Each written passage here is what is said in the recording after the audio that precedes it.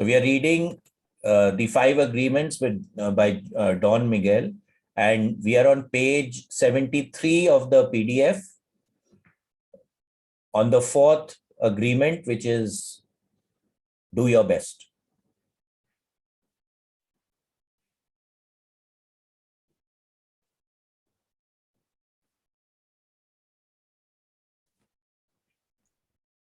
What I'm sharing with you isn't easy to understand, and at the same time, it's so simple that it's obvious. In the end, you're going to realize that languages are symbols that are only true. Shimangla, we can't hear you. You think you...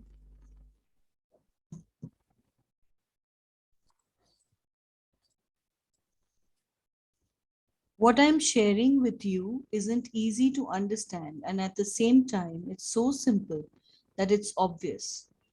In the end, you're going to realize that languages are symbols that are only true because you think they are. And if you put them aside, what remains? The truth. Then you see a chair and you won't know what to call it, but you can sit on it and the truth is there. Matter is truth, life is truth, light is truth, love is truth. The human dream is not truth, but not being truth doesn't mean that it's bad. Being bad is just another concept that is not truth either. So again, language is basically we are labeling stuff, right? When we label stuff, we tend to understand what it means and what it can do. But it doesn't mean that that is that, right? Because in another language, in English, the chair is a chair. In another language, it could be a bush or whatever, right? So again, we have to understand the language is basically just used to understand what it is, for us to really get what it is, but it is not the truth because it is actually something else. Someone else can perceive it as something else. Once you realize that you create the whole symbology to communicate with your own kind, then you find out that the symbols are not really good or bad or right or wrong. So this is very important, right? The symbol, nothing is good, bad. Nothing is right or wrong. Everything actually just is. You make them right or you make them wrong with your beliefs. That is the power of your belief, but the truth is beyond belief. So again, this is very important here again, right? It's our beliefs which make something right or wrong. Nothing is right or wrong or bad or good. Everything, just again, I'm repeating, is, right? Our way of perceiving it, our understanding of whatever is happening is what makes it right or wrong. When you go beyond symbols, what you find is a world of perfection where everyone and everything in creation is perfect. But even the investment of your belief in every word is perfect. Even your anger, your drama, and your lies are perfect. Even the hell that you sometimes live in is perfect because only perfection exists. Just imagine if you lived your whole life without learning all the lies in your knowledge, without suffering from investing your faith in lies, superstitions, and opinions. You would follow life like the rest of the animals, which means you would keep your innocence your entire life. So again, everything is ultimately perfect, right? It's only the way that we look at it which causes the imperfection. But otherwise, everything is perfect as it is. In the process of domestication, you lose your innocence. But in losing your innocence, you start to search for what you have lost, and this leads you to gain awareness. Once you recover awareness, you become completely responsible for your own evolution, for every choice you make in life. So this is again beautifully put over here. In the Gateway Voyage, we talk about, Robert Monroe says that if you touch a stove and you burn yourself when you're a child, you have lost your innocence to know that when you touch a stove, it burns you. And in the loss of that innocence, you gain responsibility, right? Because now you know that if you touch the stove, you're going to get burned. Now, if you touch the stove, you are responsible for getting burned. So now you're aware that if I touch the stove, I will get burned. And that awareness leads to your becoming responsible for every choice that you make in your life. The more you grow, the more you learn, the more responsible you become, and the more aware you become as to what is. So responsibility and awareness, they start going hand in hand. Once you recover awareness, you become completely responsible for your own evolution, for every choice you make in life. When you are educated by the dream of the planet, you have no choice. You learn so many lies. But maybe it's time to unlearn those lies and relearn how to follow the truth by following your own heart. Unlearning, or what I call undomestication, is a very slow but powerful process. As we said before, every time you take your faith away from a symbol, that power comes back to you. And it keeps coming back to you until finally the entire symbology has no power over you. So what this would imply is you're going into an altered state of consciousness where what is starts to actually show up rather than the label that you are putting on that particular object. So this is what we say, that when we are going into altered states and we are, like for example, when we use the one breath technique in the excursion, the thing that we tell you to do is, okay, whatever is coming, just say what is coming, be as descriptive as possible. Do not label what is coming, right? When we use symbolism, we are labeling what is coming, and then we restrict the meaning of whatever we have already labeled, right? Now, if we start dropping the labels, then automatically everything starts to become just is, and then nothing is anything for that matter, right? And then you are open to experiencing the experience as it is. So you become the experiencer. We are not operating out of memory. You start operating out of uh, inspiration. So this is something that we talked about in zero limits also. There are three places where we can operate from. We can operate from memory. That is, again, the symbolism that he's talking about here, that what we have already known and we think we know. The other is inspiration. That is, we are just acting because we are inspired to act. And the next level is zero, where we are just still. We are operating out of stillness, right? Now, as you drop all the symbolism, you will start operating out of zero. You will just be, right? It is beyond being inspired also. So basically, when we are following the symbolism, we are operating out of memory.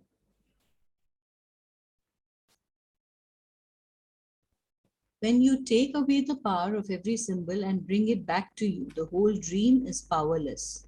And when all that power has returned to you, you are invincible. Nothing can defeat you, or perhaps I should say that you can no longer defeat yourself because it's exactly the same thing. So basically, the dream, that is the Maya, right? Whatever we are technically experiencing in this earth life experience is not actually the truth, right? So basically, what is he saying over here? We transcend Maya. When we transcend Maya, we come to the real truth. What is? That's where we start operating from. Once you recover all the power you invested in symbols, you don't believe every thought that comes into your head. You don't believe your own story. But you listen to your story, and because you respect your own story, you can enjoy it. When you go to the movies or read a novel, you don't believe it, but you can enjoy it, right? Once you can see the difference between reality and virtual reality, you know that you can trust reality and you don't have to trust the virtual reality. But you can enjoy both. You can enjoy what is and you can enjoy what you create. So again, what is right? Whenever people are going into the altered states, when you're going into the higher focus levels, one thing is there that people start feeling very comfortable in the higher focus levels and they don't want to come back. Now, what it's perceived as, in my view, is that that is home, and this is not home. This is something that we have created, but we actually operate in a much higher realm of consciousness. So naturally, if we can be in that state where we can enjoy this reality and still have access to that space or to that state of consciousness, we can do both. We don't have to do this or that. We can be in all states of consciousness at the same time.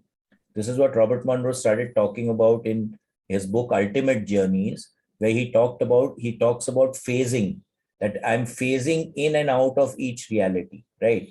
And wherever I focus my attention, that is what becomes real for me at that point in time. Now, of course, when we go into altered states, even time and space start to get a little squeamed. But basically, this is what I'm getting from here is that we can be there and here at the same time and enjoy both. Even though you know your story isn't true, you can create the most beautiful story and you can guide your life through that story. You can create your personal heaven and live in that heaven. And if you can understand other people's stories and they can understand yours, then together you can create the most beautiful dream. But first, you need to unlearn a lot, and the fifth agreement is another perfect tool for that. So again, we are all creating our reality, right? So we can create hell and we can create heaven over here. The other thing that is said is that we'll all live in a consensual reality. That means all of us together are actually creating this reality. So now, if we can create something beautiful, what is there to stop us from actually enjoying that beauty that we create around us? But is it the truth? To really get to the bottom of the truth or what really is, we need to drop the dream also. So we need to unlearn all that we have actually learned when we want to really touch the Godhead, right? So first we need to learn and then we need to drop what we have learned. Without learning, you can't drop it. So that's why learning and understanding also becomes very, very important.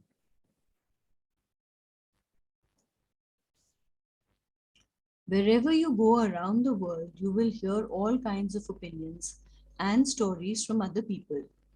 You will find great storytellers wanting to tell you what you should do with your life.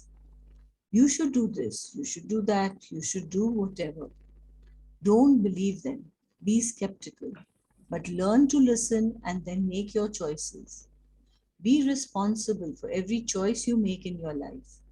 This is your life, it's nobody else's life, and you will find that it's nobody else's business what you do with your life. So again, taking responsibility for our choices is extremely important.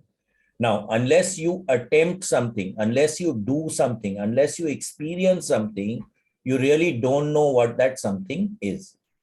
So whenever you're traveling, whenever you're doing moving around, you're meeting new people, always attempt to listen, right? And then if something resonates with you, definitely attempt to do it, because unless you attempt to do something, you really don't understand what it is. Once you've attempted it, then you can understand whether it's for you, whether it will work for you or it will not work for you. But ultimately, we need to understand again is that we are responsible for our choices. No one, you really cannot blame anyone, right? Most of the time, whenever something goes wrong, we start blaming others, which is not something that we need to be doing it, because we have to take responsibility for all our choices. For centuries, there have been people who claim to know the will of God and who go around the world preaching goodness and rightness and condemning everybody. For centuries, there have been prophets who predicted big catastrophes in the world. Not that long ago, there were people who predicted that in the year 2000, all the computers would fail and society as we know it would disappear. Some people thought that we would return to the time of the caveman. The day arrived, we celebrated the new century, the new year, and what happened? Nothing happened. So the end of the world is preached by a lot of people. But in my view, we should just keep on living, doing what we need to do, and not really bother about them. Thousands of years ago, just like today, there were prophets who were waiting for the end of the world. At that time, a great master said, there will be many false prophets who claim to be speaking the word of God. Don't believe. You see, the fifth agreement is not really new. Be skeptical, but learn to listen. So always keep your eyes, ears, nose, mouth, and feeling open. Listen, right? Understand, but always do what you think is right, because no one can say what is right or wrong for you. Ultimately, you need to take that decision for yourself.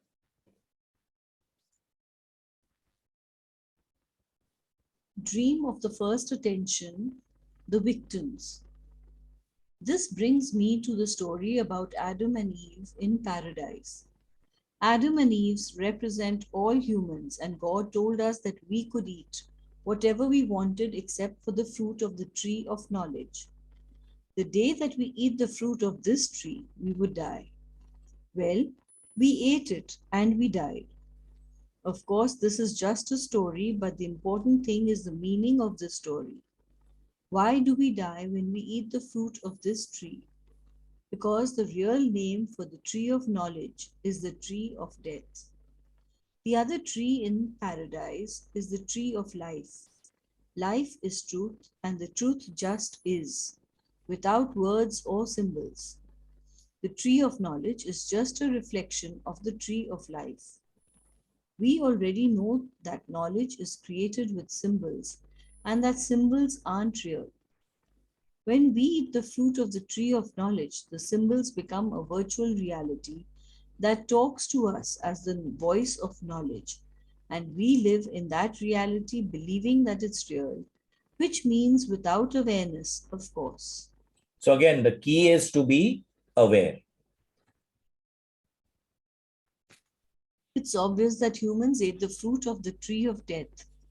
From my point of view, there are billions of humans walking around in this world who are dead, but they don't know they are dead. Yes, their bodies are alive, but they are dreaming without any awareness that they are dreaming. And this is what the Toltec call the dream of the first attention. So again, how many times people are doing the same thing day in and day out, and they don't even break the routine with anything new, right? So basically, they are just living in a roundabout circle, right? Are they living? They are really dead. If you're not doing anything new in life, if you're not growing, if you're not progressing, right, then what are you doing? You're stuck. So most people are stuck like this. Again, I'm repeating, in the programs, we ask people, when was the last time you did something new? And I really see blank faces because they're not even aware whether they've done something new. When did they last do it?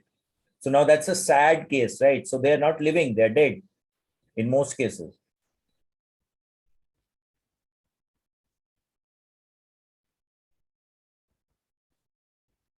The dream of the first attention is the dream that we create by using our attention for the very first time. This is what I also call the ordinary dream of the humans. Or we can say that it's the dream of the victims, because we are victims of all the symbols that we create. We are victims of all the voices in our head. We are victims of all the superstitions and distortions in our knowledge. In the dream of the victims, where most people live, we are victimized by our religion, by our government, by our entire way of thinking and believing. So again, when most of the time, what we are told, right, we take as the truth, but we don't really get into it, whether it is the real truth or not. Okay, so we are always thopoed. We are always thopoed with opinions. We are always given the opinions that this is right, this is wrong, this is good, this is bad, right? We are not really experiencing that experience for ourselves. And that is why we are victims, because we really don't know what we are really doing. When we are children, we cannot defend ourselves against all the lies that come with the whole tree of knowledge. As we said before, our parents, schools, religion, and our entire society hook our attention and introduce us to their opinions and beliefs. We believe in the religion that we believe in because our parents believe in that religion, because they take us to church or another place of worship, and we learn to believe everything we are told. The adults who take care of us tell us their stories, and we go to school and we hear more stories. We learn the story of our country, we learn about all the heroes, all the wars, all the human suffering. So again, we are totally introduced to all these, right? But these are all created out of that consensual reality that we are technically living in, but it is not the truth. Okay. The adults prepare us to be a part of our society, and I can say without a doubt that it's a society ruled completely by lies. We learn to live in the same dream they live in. Our faith gets trapped in the structure of that dream, and that dream becomes normal for us. So again, the consensual reality is the dream that all of us really live in. But I don't believe that they did this with any bad intention. The adults can only teach us what they know, they cannot teach us what they don't know. What they know is what they learned in their whole lives, it's what they believed in their whole lives. You can be sure that your parents did the best they could for you at the time. If they didn't do better, it's because they didn't know any better. You can bet that they had all kinds of judgments about themselves and that everybody else was judging them too. They lived in the dream of the first attention, the underworld, the dream that we call Hades or hell. They were dead. So again, when we operate from the victim mentality, we are not really investigating. We are not skeptical about what is happening around us. We are not really, pushing ourselves to go into altered states where we can actually perceive things from higher states of consciousness, right? That so what are we living? We're just there. And most of the time, people are not really investigating. Is this the truth? Is this really what is? How can this be manipulated? All those are the questions naturally scientists are asking, but at a material level. It's the spiritual, progressive people who are really going out and understanding all this, right? And most of us, because we are playing the blame game all the time, we are playing the victim mentality. We we literally live in hell. So most of the time, if you ask a person, "Are you happy?"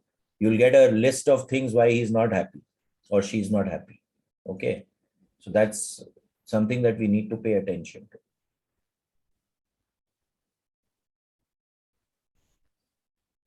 Of course, all these symbols are not exactly the truth.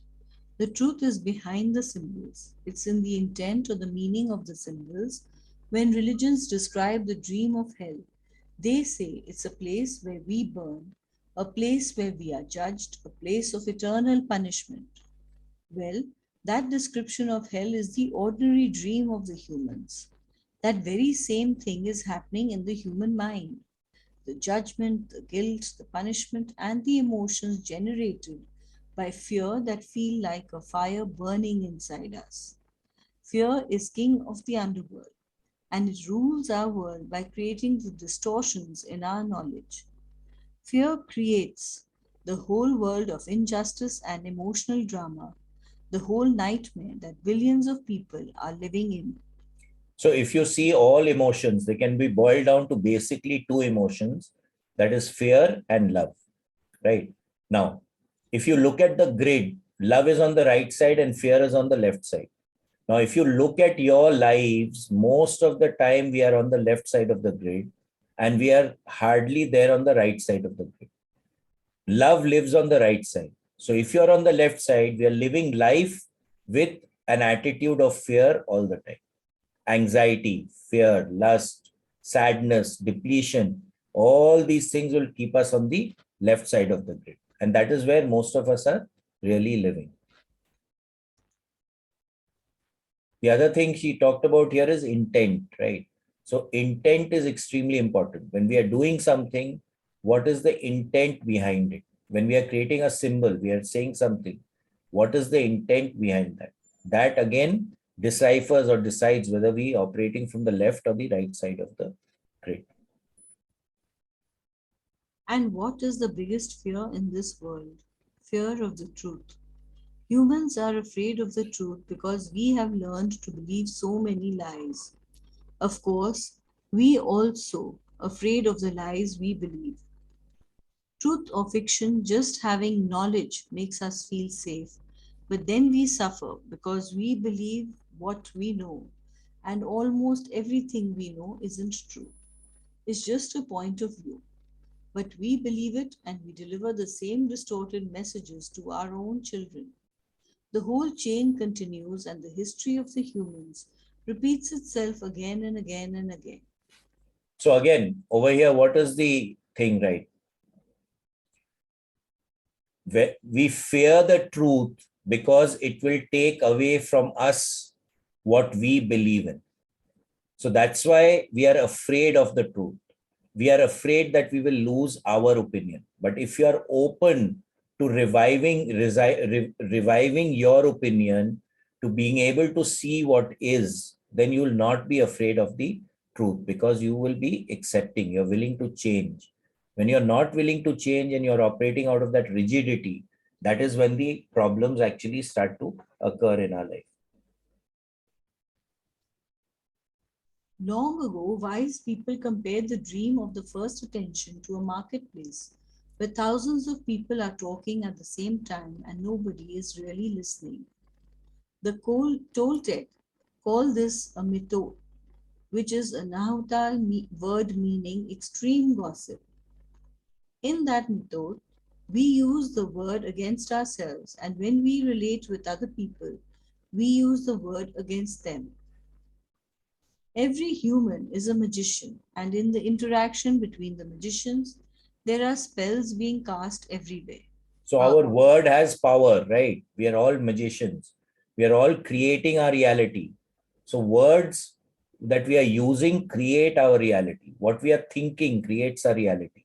And we are casting these spells all the time, whether we like it or not. That's why it's so important to really watch our thoughts, what we are saying, what are we saying.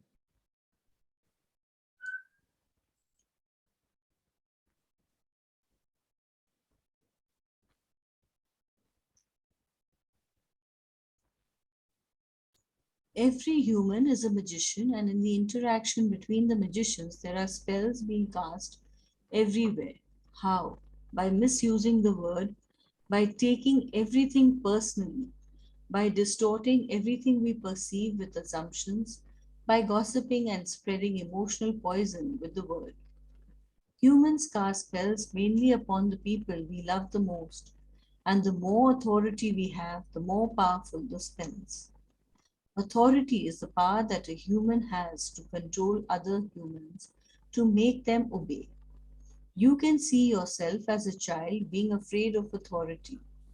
You can also see adults being afraid of authority. Words spoken with authority become a powerful spell that affects other humans. Why? Because we believe those words. So again, words that we believe give the words the power that they have.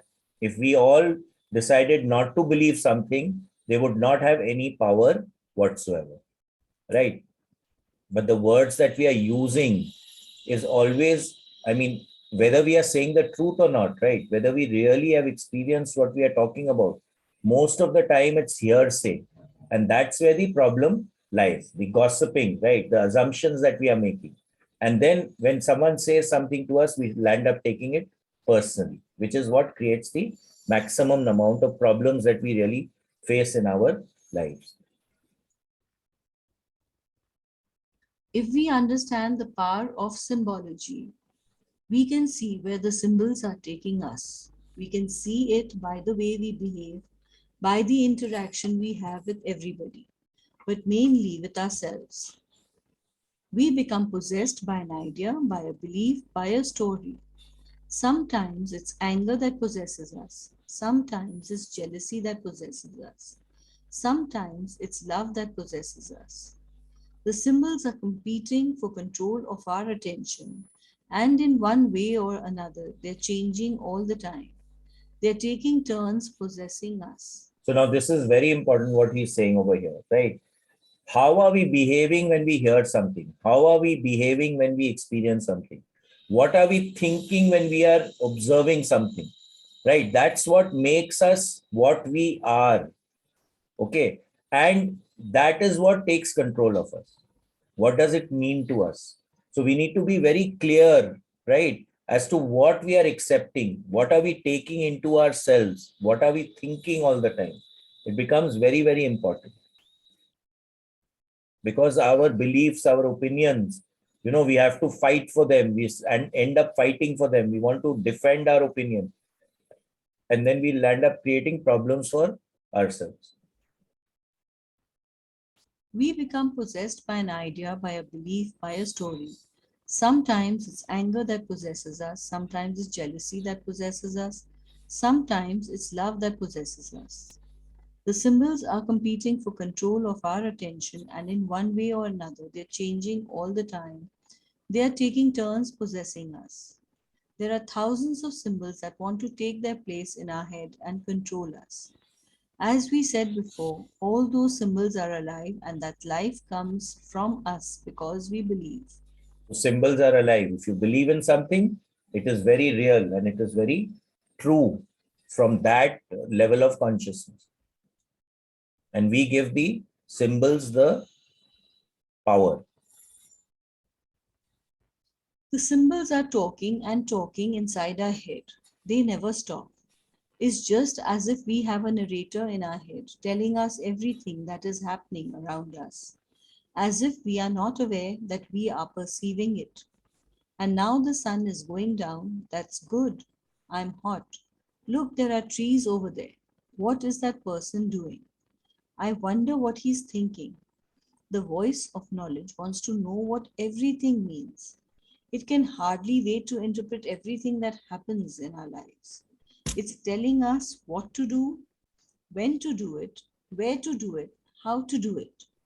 It's reminding us all the time what we believe about ourselves, what we don't believe about ourselves. It's telling us everything that we are not. It's asking us why we can't be the way we should be. So that's why stilling the mind, right, is so important. There's a constant mind chatter going on, and that is how we create our reality, because it's constantly telling us this is right, this is wrong, this is what this is what that is. This guy behaved with you like this guy behaved with you like that. You need to behave like that. You need to behave like that. This mind chatter which is there is actually taking you away from what is real. That's why the point of all kinds of spiritual practice and meditation is to still the mind first. When you come into that stillness, that is the time when you can really start removing the shaft from whatever is, right? And you start really downloading stuff rather than operating out of memory.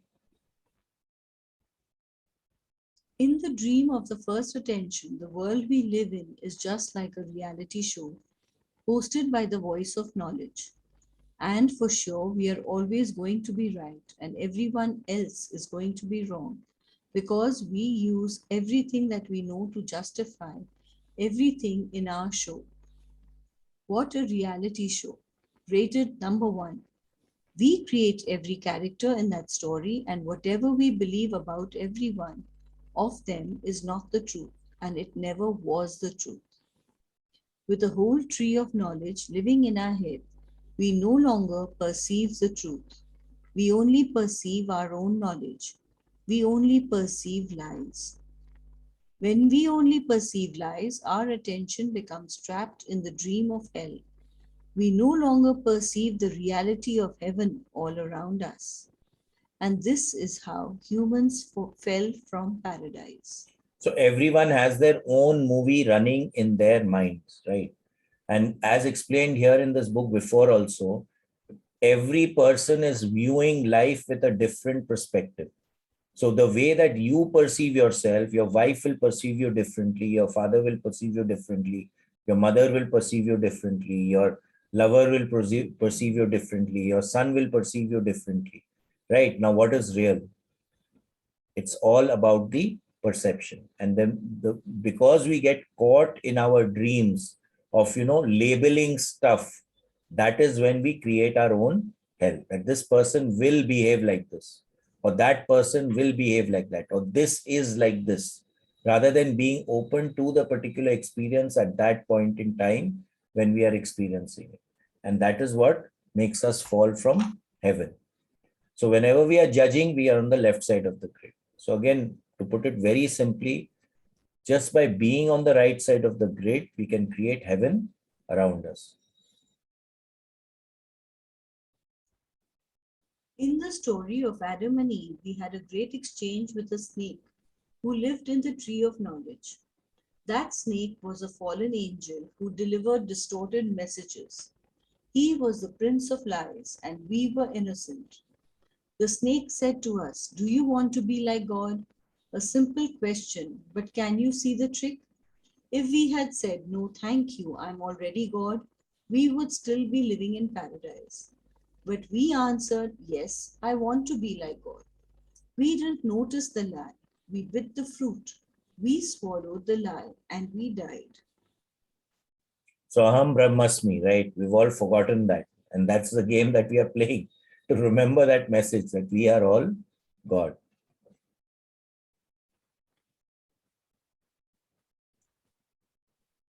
What makes us bite the apple without noticing the lie is the doubt. Before we have the doubt, we don't even know the truth is there and we just live it. Once we ingest the lie, we no longer believe that we are God, and this is when we start to search for God.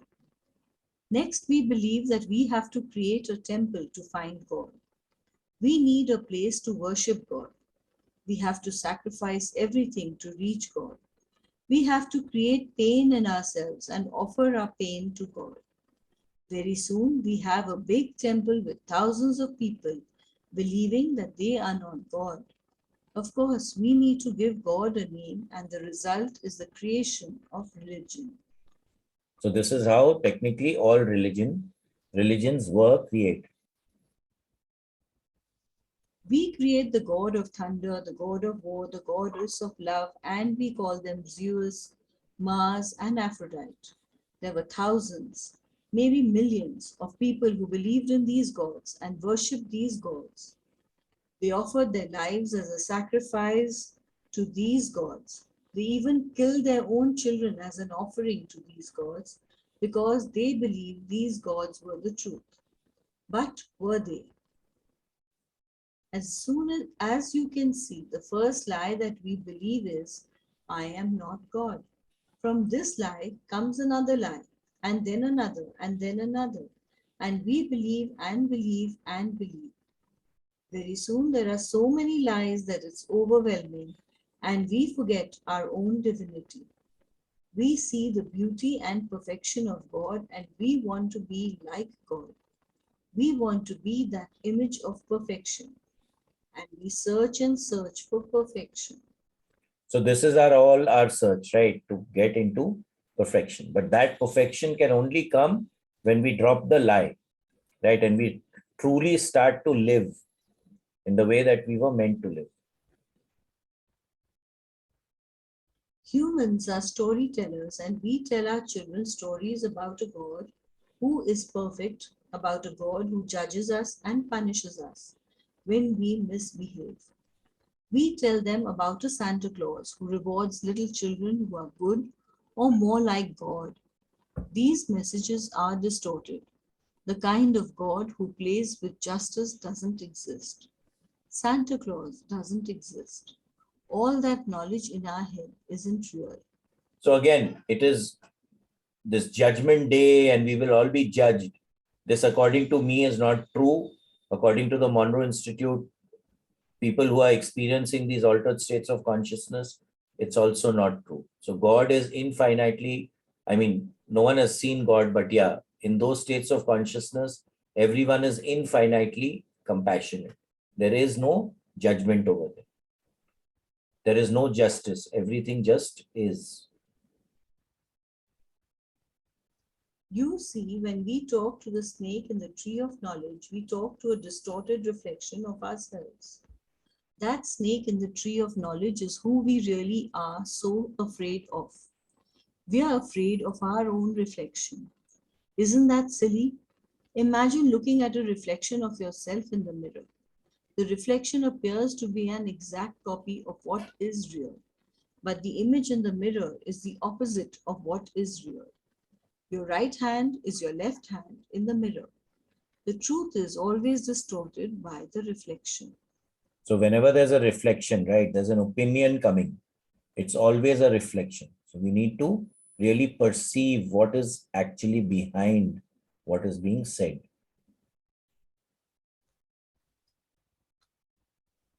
When we are children, the mirror around us hooks our attention so we can see them, and what we see are distorted images of ourselves. According to their mood, according to the moment when those mirrors are reflecting to us, according to whatever belief system they are using to justify their perceptions. The humans around us tell us what they believe we are, but there isn't a clear mirror to reflect what we really are. All the mirrors are completely distorted. They project what they believe onto us, and almost everything they believe is a lie. We believe it or we don't believe it, but when we are children, we are innocent and we believe almost everything. We put our faith in lies. We give them life, we give them power, and soon those lies are ruling our lives. So again, we perceive everything with the glasses of our belief systems, which again is not the ultimate truth, right? Because they can always be changed because of our experience. So naturally, we are not living our lives authentically, right? And when we start believing these opinions, they start ruling our lives. So that's why it's always important, in my view, to question what we are believing. Why? Why are we doing this? What is the reason why we are doing this? What was the intent behind this? And where it is taking us.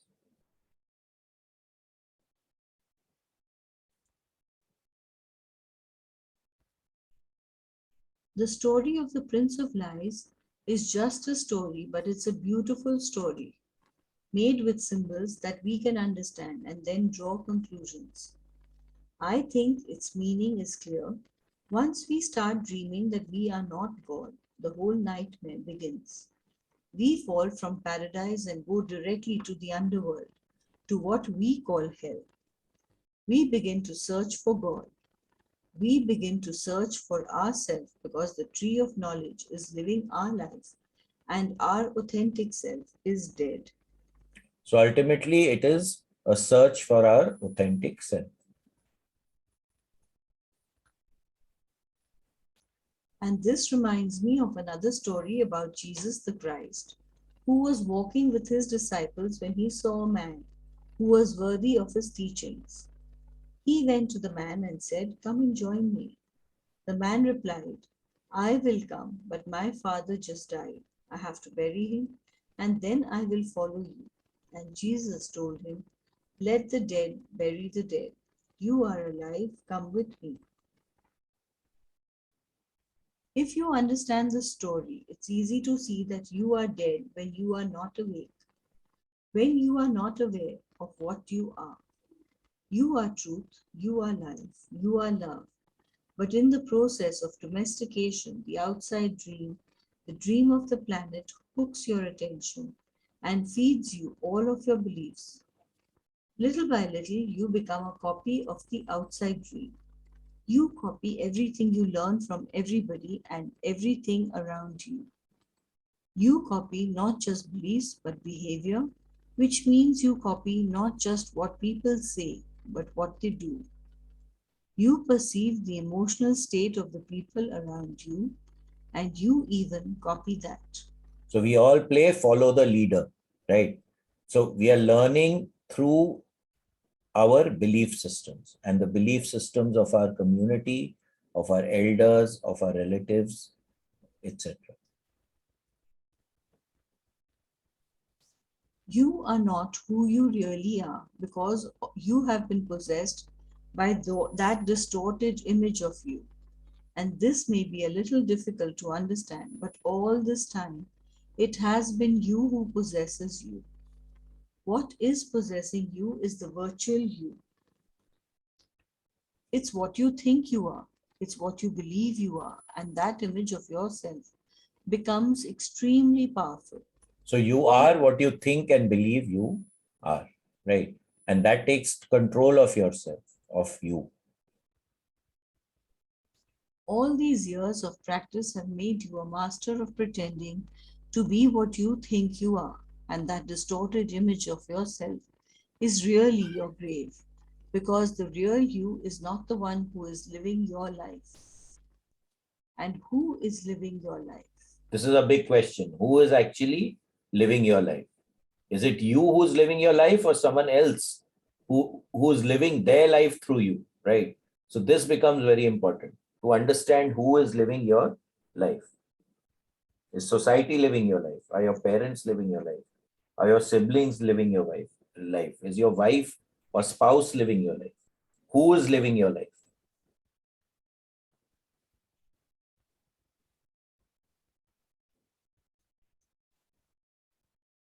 Is it the real you who creates all the drama and suffering in your life?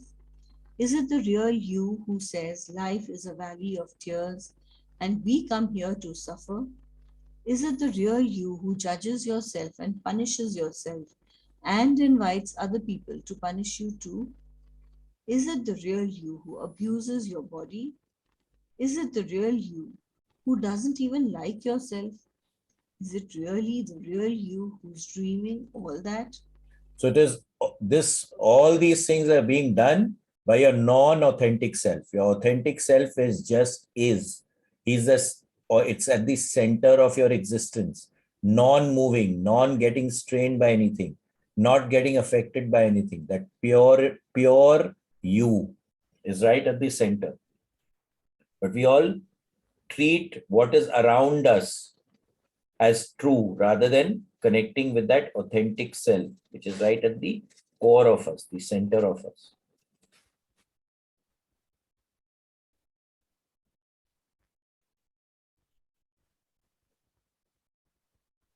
No, it's not the real you. You are dead, and that's the truth. And what is the key to coming back to life? Awareness.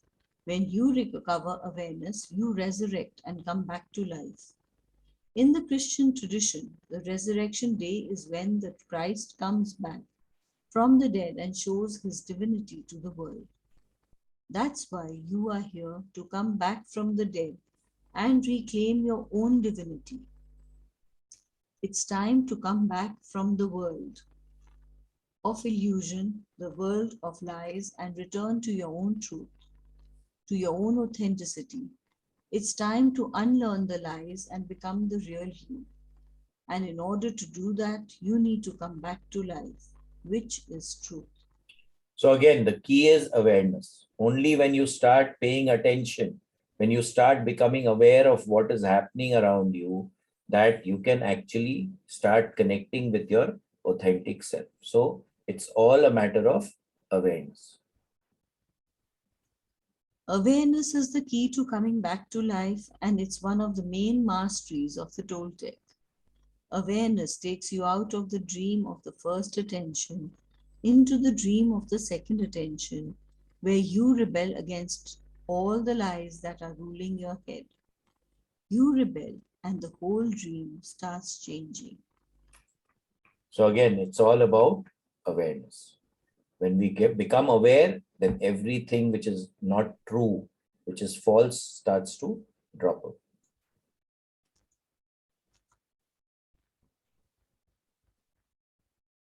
I think we can stop here today.